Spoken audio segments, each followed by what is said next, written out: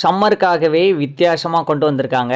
இத பார்க்கும்போது உங்களுக்கு எல்லாரும் ஏதோ வாட்டர் பாட்டிலு, ஏதோ பிளாஸ்டிக்கு ஃப்ளாஸ்க்கு மாரி தோணும். ஆனா அதெல்லாம் இல்ல. இது என்ன வந்து பார்த்தீங்கன்னா, பானையிலே இந்த வாட்டர் பாட்டில் வந்து செஞ்சிருக்காங்கங்க. சம்மர் வந்துருச்சு. நெறைய வீட்ல கிராமத்துலலாம் பானையில தண்ணி ஊத்தி ஜில்லுன்னு வந்து குடிப்பாங்க. இப்ப ஆல்மோஸ்ட் ஃப்ரிட்ஜெல்லாம் யூஸ் பண்ண ஆரம்பிச்சுட்டோம்.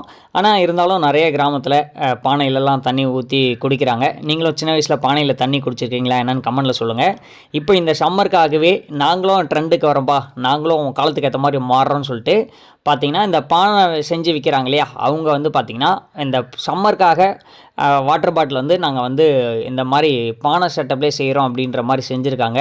மேல அந்த மரம்லாம் வந்து பார்த்தீங்கன்னா, கார்க் போட்டு க்ளோஸ் பண்றதெல்லாம் வந்து பிளாஸ்டிக் தான். மத்தபடி கீழ இருக்கிறது எல்லாமே பானை மண்பாண்டத்தில செஞ்சிருக்காங்க.